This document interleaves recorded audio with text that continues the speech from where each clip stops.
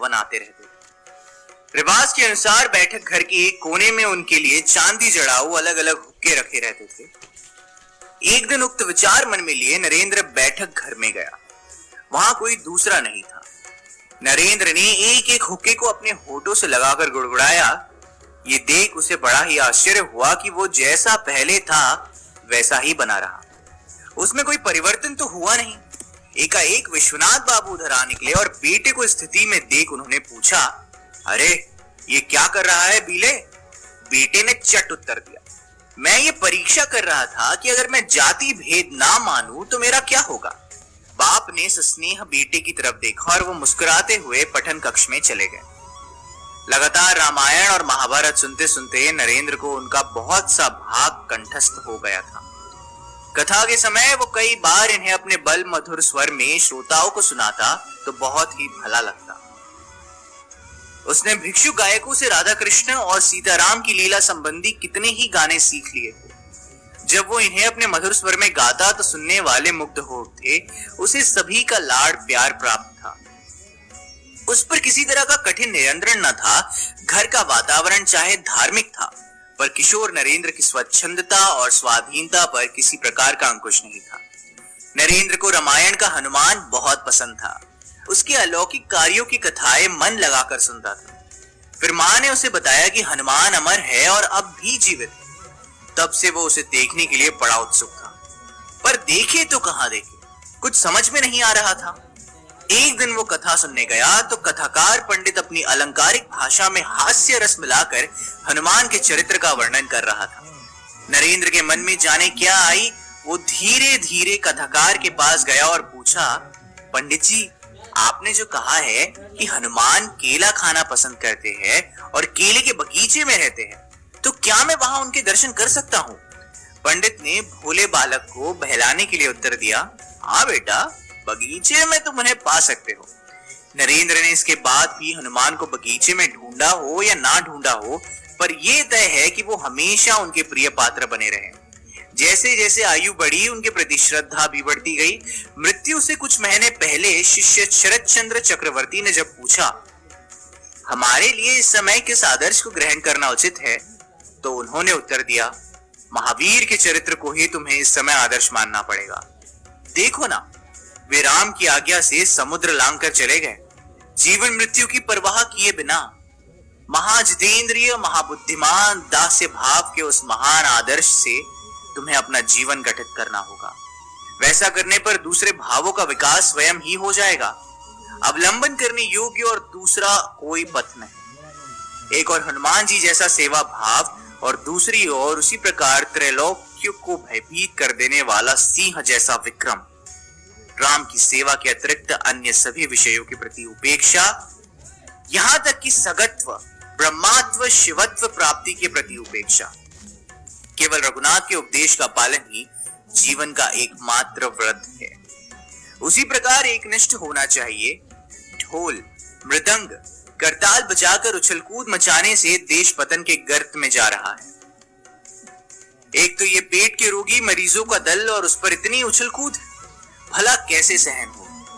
काम विहीन उच्च साधना का अनुसरण ना करके देश घोर तमोगुण से भर गया है। देश देश में, गांव गांव में जहां भी जाओगे देखोगे ढोल करताल ही बज रहे हैं। दुंदुभी नगाड़े क्या देश में तैयार नहीं होते? तरही भेरी क्या भारत में नहीं मिलती? वही सब गुरु गंभीर ध्वनि लड़कों को सुना। बचपन से जनाजे बाजे सुन सुनकर, कीर्तन सुन सुनकर देश स्त्रियों का देश बन गया है। इससे अधिक और क्या अधपतन होगा। नगाड़े में ब्रह्मा रुद्र ताल का दुंदुभिनाद उठाना होगा। महावीर महावीर की ध्वनि तथा हर हर बम बम शब्द से दिग्दिगंत कंपित कर देना होगा। हनुमान को शिव का अवतार भी कहा जाता है। 5 बरस पूरे होने पर नरेंद्र की शिक्षा कुछ दिन घर पर हुई। इसके बाद उसे मेट्रोपॉलिटन इंस्टीट्यूट में भेज दिया गया। वहां नरेंद्र को बहुत से हमउम्र सहपाठी मिले। नए साथी पाकर उसके आनंद की सीमा ना रही और उसने जल्द ही अपना एक छोटा सा दल संगठित कर दिया। उसके ये साथी सुबह शाम घर पर खेलने आते। दत्त भवन का विशाल आंगन उनके कोलाहल से गूंज उठता। खेल में अगर कोई लड़का किसी प्रकार की धांधली करता तो नरेंद्र बहुत बिगड़ता और आगे बढ़कर फैसला करता। अगर देखता कि उसकी बातें नहीं मानी जा रही और लड़के आपस में मारपीट पर उतारू है, तो वो निर्भीक भाव से बीच में खड़ा होकर उन्हें रोक देता। शारीरिक बल में नरेंद्र अपनी किसी भी हमजोली से हेटा ना था, बल्कि उसका असीम साहस देख बड़े बड़े दंग रह जाते थे। घूसा घूसी में निपुण होने के कारण दुष्ट लड़के उससे दबते थे। जब उसकी अवस्था केवल 6 बरस थी, वो अपने हमजोलियों के साथ चड़क का मेला देखने गया। मेला देखा और मिट्टी की बनी हुई शिव की मूर्तियां खरीदी। शाम को जब वे घर पर लौट रहे थे, तो एक छोटा सा लड़का दल से अलग हो गया और फुटपाथ से रास्ते में चला गया। ठीक उसी समय सामने से एक घोड़ा गाड़ी आई, जिसे देख बालक घबरा गया। राह चलते राही रुक गए और बचाओ बचाओ चिल्लाने लगे। शोरगुल सुनकर नरेंद्र ने पीछे की ओर देखा और सारी स्थिति भांपी। एक क्षण भी देर न लगाई, महादेव की मूर्तियां फेंक कर वो तेजी से लपका। बालक घोड़े के पैरों तले रौंदा ही जाने वाला था कि नरेंद्र ने उसे बाल बाल बचा लिया। बालक को सुरक्षित देखकर लोग बड़े खुश हुए और सभी ने नरेंद्र के साहस की दाद दी। नरेंद्र के अपूर्व साहस की एक घटना और है। कलकत्ता के दक्षिण मटिया बुर्ज में लखनऊ के भूतपूर्व नवाब वाजिद अली शाह की पशुशाला थी। नरेंद्र की उम्र कोई 7-8 बरस रही होगी कि वो अपने हमजोलियों के साथ एक दिन ये पशुपाला देखने गया। लड़कों ने आपस में चंदा करके चांदपाल घाट से एक छोटी सी नाव किराए पर ली। लौटते समय एक बच्चे ने नाव में उल्टी कर दी। मुसलमान मल्लाह बहुत भन्नाया और कहा, नाव साफ किए बिना किसी को उतरने नहीं दूंगा। किसी दूसरे आदमी से साफ करा लेने के लिए लड़कों ने पैसे देने चाहिए, पर वो नहीं माना और घाट के दूसरे मल्लाहों को इकट्ठा करके उन्हें मारने पर उतारू हो गया। झगड़ा बढ़ते देखा तो नरेंद्र नाव से उतर गया। वह क्योंकि सबसे छोटा था, इसलिए मल्लाहों ने उसे नहीं रोका। किनारे पर पहुंचकर नरेंद्र अपने साथियों की रक्षा को उपाय सोचने लगा। उसने देखा कि 2 गोरे सिपाही मैदान के रास्ते से टहलने जा रहे हैं। वो दौड़कर उनके पास आया और नमस्ते करके एक का हाथ पकड़ लिया। अंग्रेजी तो जानता ना था। नरेंद्र ने उन्हें इशारों से अपनी बात समझाई और घाट की तरफ चलने के लिए खींचने लगा। एक छोटे से सुंदर बालक के इस आग्रह से सिपाही बहुत खुश हुए। वो तुरंत नाव के पास आए और सारी बात समझ गए। उन्होंने हाथ का बेंत उठाकर मल्लाहों को डांटा और बच्चों को छोड़ देने का आदेश दिया। गोरे सिपाहियों को देखकर मल्लाह लोग डरे और अपनी अपनी नावों में चले गए। यूं नरेंद्र के साथियों ने संकट से छुटकारा पाया। दोनों सिपाही नरेंद्र के इस आचरण से बहुत प्रसन्न हुए। वो उसे अपने साथ थिएटर ले जाना चाहते थे, पर वो अपने हमजोलियों के साथ लौट आया। नरेंद्र को भय दिखाकर किसी काम से रोकना असंभव था। इस सिलसिले की एक घटना इस प्रकार है। उसके एक पड़ोसी साथी के घर में चंपक फूल का एक पेड़ था। पेड़ की टहनी में पैर की गोंफ डालकर सिर और हाथ नीचे लटकाकर झूलना नरेंद्र का प्रिय खेल। एक दिन वो पेड़ की ऊंची टहनी पर इसी प्रकार झूल रहा था कि उसके एक साथी का दादा उधर आ निकला। बूढ़े का हृदय भय से कांप गया। एक तो ऊंचाई, दूसरे नरेंद्र के उत्पात से टहनी टूटने की काफी आशंका थी। बूढ़ा ये भी जानता था कि नरेंद्र डराने धमकाने से मानने वाला तो नहीं, इसलिए उसने दुलार से कहा, बेटा इस पेड़ पर ना चढ़, इस पर तो ब्रह्मा राक्षस रहते हैं। नरेंद्र बोला, कहाँ है ब्रह्मा राक्षस? हमने तो नहीं देखा। बूढ़े ने फिर कहा, ब्रह्मा राक्षस दिखाई थोड़े ही देता है, वो तो बिना दिखाए ही गर्दन झपेट लेता है।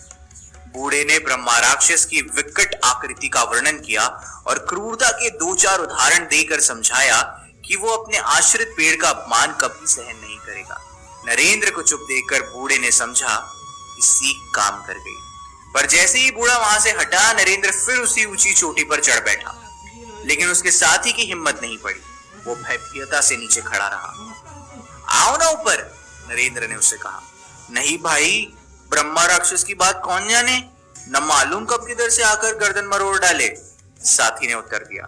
धत, तू भी निपट मूर्ख है, नरेंद्र बोला। तेरे दादा डराने के लिए झूठ मूठ बात बना गए। अगर पेड़ पर सचमुच ब्रह्मा राक्षस रहता तो उसने मेरी गर्दन कब की मरोड़ दी होती। नरेंद्र का यही स्वभाव सारी उम्र बना रहा। किसी भी बात पर विश्वास करने से पहले वो उसे तर्क की कसौटी पर कसता था।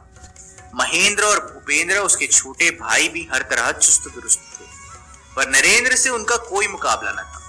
वो जब नरेंद्र से स्वामी विवेकानंद बन गया तो बाल्यकाल के बारे में उसने एक शिष्य से बातें करते हुए कहा, मैं बचपन से ही जिद्दी शैतान था, नहीं तो क्या खाली हाथ सारी दुनिया घुमाना संभव था। चैप्टर 2, शिक्षा। क्योंकि हम लोगों ने अपना आधा जीवन विश्वविद्यालयों में बिता दिया है, अतः हमारा मन दूसरों के विचारों से भर गया है। विवेकानंद। नरेंद्र नाथ जब 14 बरस का था तो उसे पेट का भयंकर रोग हुआ। ये रोग कई दिन तक रहा और इससे शरीर सूख कर कांटा हो गया।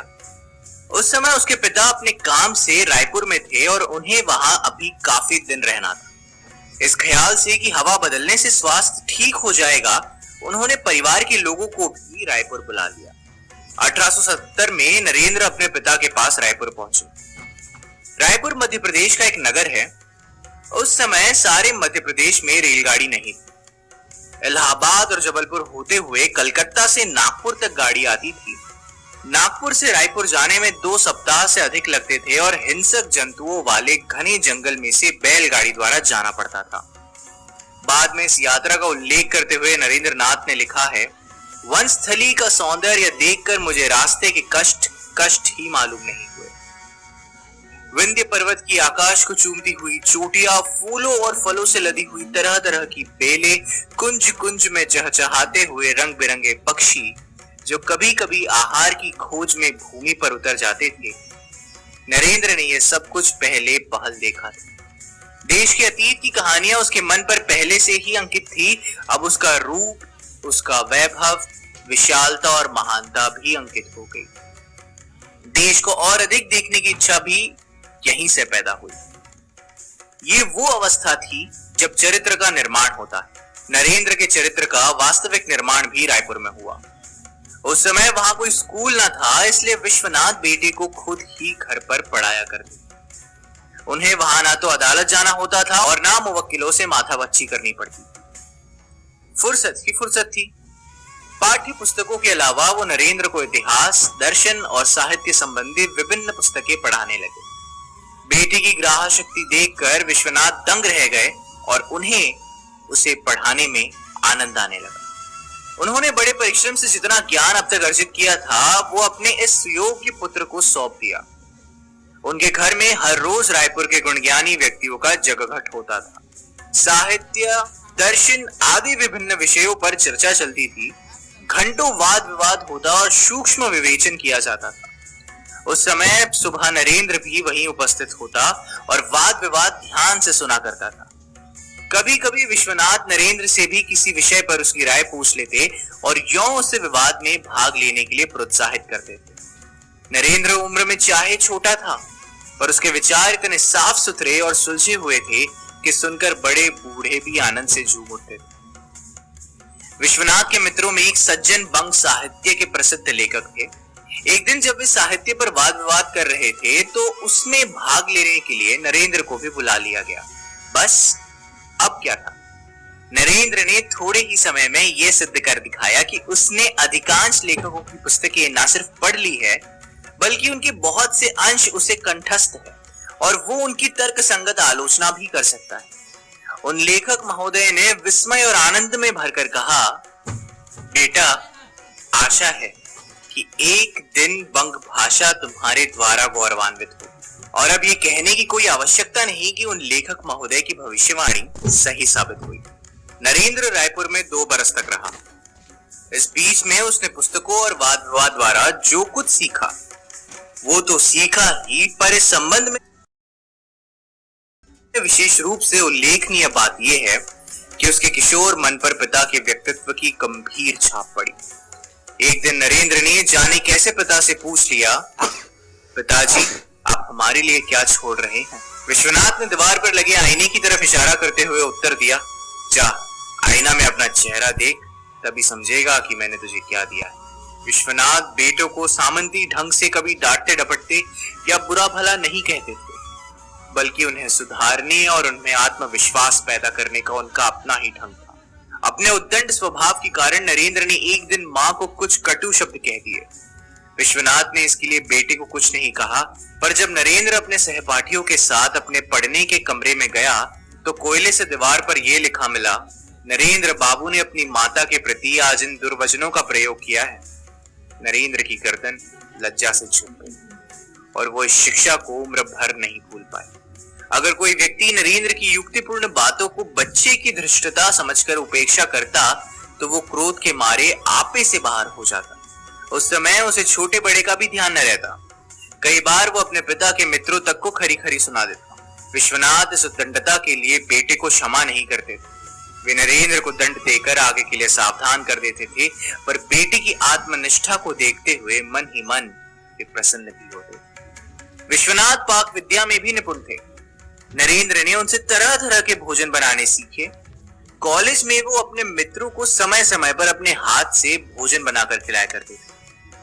फिर जब वे स्वामी विवेकानंद बनकर विश्व भ्रमण पर गए तो विदेशियों को भारतीय खानों का स्वाद चखाया करते थे। अमेरिका में सहस्त्रद्वीप उद्यान में 2 महीने के सहवास में वह अपने शिष्यों को प्रायः अपने हाथ से विभिन्न भारतीय व्यंजन तैयार करके खिलाते थे। 2 बरस के बाद जब नरेंद्र नाथ रायपुर से लौटा तो वो शारीरिक और मानसिक रूप से बहुत बदल चुका था। मित्र उसे अपने बीच पाकर बहुत प्रसन्न हुए। वो स्कूल में दाखिल हुआ और 9वीं और 10वीं कक्षा की तैयारी 1 साल में की। लेकिन स्कूल में सिर्फ वही एक विद्यार्थी था जिसने मैट्रिक की परीक्षा प्रथम श्रेणी में पास की। इससे ना सिर्फ सगे संबंधियों बल्कि स्कूल के अधिकारियों को भी बड़ी खुशी हुई। नरेंद्र शरीर से हृष्ट पुष्ट था और 16 बरस की आयु में 20 बरस का जान पड़ता था। कारण ये कि वो नियमित रूप से व्यायाम किया करता था। बचपन से ही वो कुश्ती का अभ्यास करता आ रहा था। ये राजनीतिक चेतना का युग था। सुरेंद्रनाथ बैनर्जी और आनंद मोहन बसु ने विद्यार्थी संघ की स्थापना की थी और वो नौजवानों को शारीरिक और मानसिक रूप से सबल होने की शिक्षा देते थे। शिमला मोहल्ला में कॉर्नवॉलिस स्ट्रीट के पास एक अखाड़ा था। हिंदू मेले के प्रवर्तक नागगोपाल मित्र ने उसकी स्थापना की थी। नरेंद्रनाथ अपने मित्रों के साथ वही व्यायाम का अभ्यास किया करता। बॉक्सिंग यानी कि मुक्केबाजी में वो एक बार सर्वप्रथम आया और उसे चांदी की तितली पुरस्कार में मिली। अपने समय में वो क्रिकेट का भी अच्छा खिलाड़ी था। उसे घोड़ी की सवारी का शौक था। पिता ने उसके लिए एक अच्छा सा घोड़ा खरीद दिया था जिस पर सवार होकर वह हवाखोरी के लिए जाया करता था। विश्वविख्यात लेखक रोमाम रोला ने अपनी पुस्तक विवेकानंद में लिखा है, नरेंद्र का शैशव और बाल्यकाल यूरोपीय पुनर्जागरण काल के कला प्रेमी राजकुमार सा रहा। उनकी प्रतिमा बहुमुखी थी और सभी दिशाओं में उन्होंने उनका विकास किया। उनका रूप सिंह शावक का सा प्रभावशाली और मृग छौने सा कोमल था। बलिष्ठ सुगठित शरीर कसरतों से और भी मंच गया था। कुश्ती, घोड़े की सवारी, तैरने और नाव खेने का उन्हें शौक